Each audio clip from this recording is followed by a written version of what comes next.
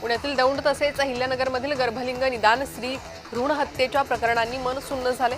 दोषींना शिक्षा होणारच अशी माहिती आमदार चित्रा वाघ यांनी दिली।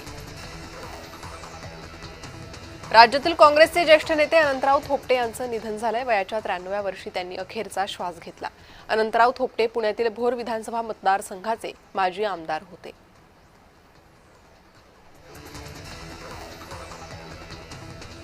राष्ट्रीय स्वयंसेवक संघाचा कार्यकर्ता विकास वर्ग 2चा समारोप कार्यक्रम रेशीमबाग येथील मैदानावर पार पडला। यावेळी सरसंघचालक मोहन भागवत यांनी स्वयंसेवकांना मार्गदर्शन केलं।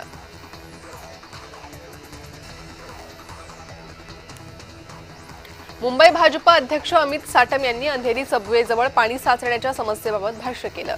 3 नाले आहेत, त्या ठिकाणी पूर्वेच्या दिशेला 3 होल्डिंग पॉइंट करण्याचं काम सुरू केलेलं आहे असं साटम म्हणाले।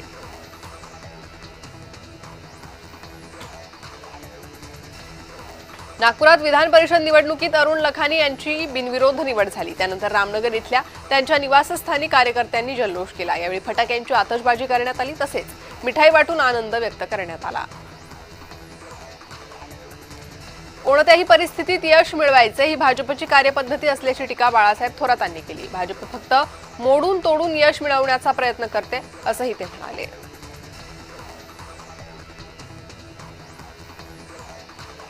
भाजप नेते किरीट सोमय्यांनी नवी मुंबई पालिका आयुक्त कैलास शिंदे आणि महापौर सुजाता पाटील यांची भेट घेतली। नवी मुंबई महापालिकेच्या परिसरात 2000 संशयास्पद जन्म प्रमाणपत्र दिल्याचं निदर्शनास त्यांनी आणून दिलं। विधान परिषद निवडणुकीत बिनविरोध निवड झाल्यानंतर अनिकेत तटकरे यांचं रायगडच्या महाड माणगावमध्ये जंगी स्वागत करण्यात आलं। फटाके फोडत आणि पेढे वाटत कार्यकर्त्यांनी आनंद व्यक्त केला। यवतमाळ विधान परिषद निवडणूक बिनविरोध झाली आहे। भाजप समन्वयक नितीन भुतडा यांनी माघार घेतली आहे। मी पक्षाचा समर्पित कार्यकर्ता असल्यानं माघार घेत असल्याचं भुतडा म्हणाले। नाशिक विधान परिषद निवडणुकीच्या अनुषंगानं अनेक घडामोडी घडत आहेत। दराडे आणि गीते यांच्यातील संवादाचा व्हिडिओ व्हायरल झाला। यावेळी तुमच्या घरात एक आमदार आहे, परत दुसऱ्या आमदाराची काय गरज असा टोला गोकुळ गीते यांनी दराडेंना लगावलाय। नागपूर विधान परिषद पोटनिवडणुकीत भाजप विरुद्ध काँग्रेस असा थेट सामना होणार आहे। भाजपचे राजू पोतदार विरुद्ध काँग्रेसचे अतुल लोंढे असा थेट सामना होईल। कृष्णा डोणगावकर आणि देवयानी डोणगावकर यांची ठाकरे गटातून हकालपट्टी करण्यात आली।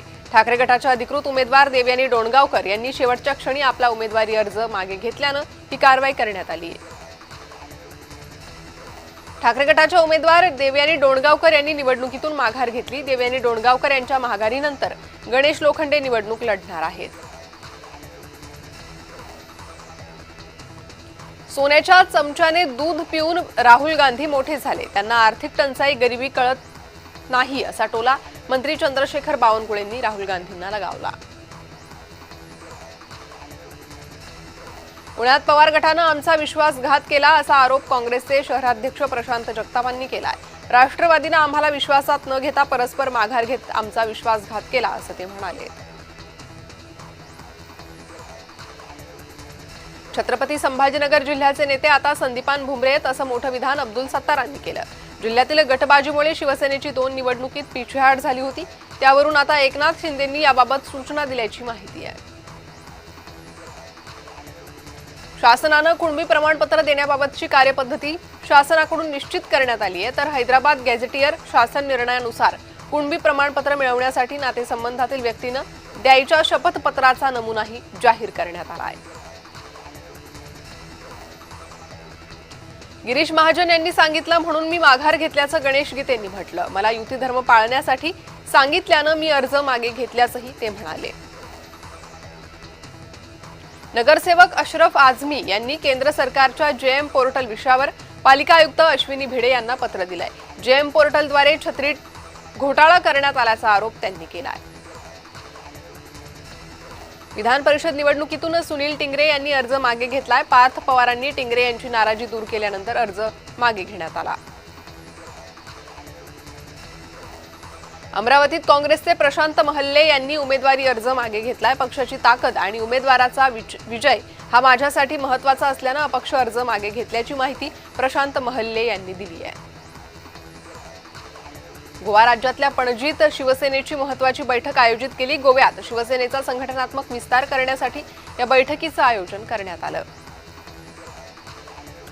अमरावतीत वंचितचे उमेदवार निलेश विश्वकर्मा विधान परिषद निवडणूक लढतायत। आपण मतदारांचं प्रतिनिधित्व करत असून ही निवडणूक कार्यकर्ता विरुद्ध नेता अशी असल्याचा दावा विश्वकर्मा यांनी केला आहे। भंडारा गोंदिया विधान परिषद निवडणुकीत काँग्रेस समर्थित उमेदवार नरेश ईश्वरकर यांनी विरोधकांवर गंभीर आरोप केले। ईश्वरकर यांनी अर्ज मागे घ्यावा यासाठी दबाव टाकण्यात आला असं ते म्हणाले। यवतमाळ विधान परिषद निवडणुकीत राष्ट्रवादीचे बंडखोर साजिद बेग यांची निवडणुकीतून माघार। महायुतीच्या उमेदवाराचा विजय सुकर व्हावा म्हणून माघार घेत असल्याचं बेग यांनी सांगितलं। माजी आमदार भाजप नेते कैलास गोरंट्याल छत्रपती संभाजीनगरच्या जिल्हाधिकारी कार्यालयात आले होते। गोरंट्याल यांच्या विनंतीला मान देऊन काँग्रेस नगरसेवक फारुख तुंडीवाले यांनी आपला उमेदवारी अर्ज मागे घेतला। त्यामुळे महायुतीच्या उमेदवाराला पाठिंबा मिळणार असल्याचं चित्र स्पष्ट झालं।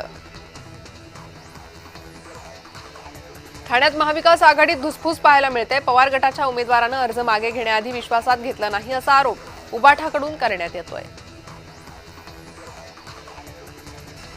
रत्नागिरी सिंधुदुर्ग विधान परिषदेत राष्ट्रवादीचे अनिकेत तटकरे बिनविरोध निवडून आले। मुलाच्या विजयानंतर खासदार सुनील तटकरे यांनी अजित पवारांच्या प्रतिमेला अभिवादन केलं। नाशिक विधान परिषद निवडणुकीत बंडखोर गोकुळ गीते उमेदवारीवर ठाम राहिलेत। नाशिकात आता महायुतीचे उमेदवार नरेंद्र दराडे विरुद्ध गोकुळ गीते अशी लढत होईल।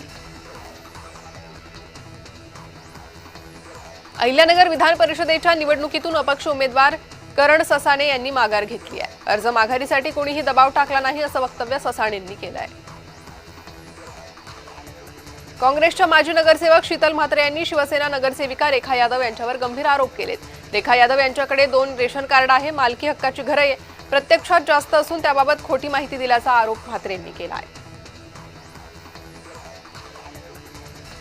अहिल्यानगर विधान परिषदेच्या निवडणुकीतील अपक्ष उमेदवार दत्तात्रय पानसरे यांच्या उमेदवारीवर अर्ज माघारी घेण्यावरून आरोप प्रत्यारोप करण्यात आले। मी अर्ज माघारी घ्यावा यासाठी माझ्या घराला काही लोकांनी गराडा घातला होता। माझ्या गाडीच्या मागे काही गाड्या फिरत होत्या असा दावा पानसरेंनी केला आहे।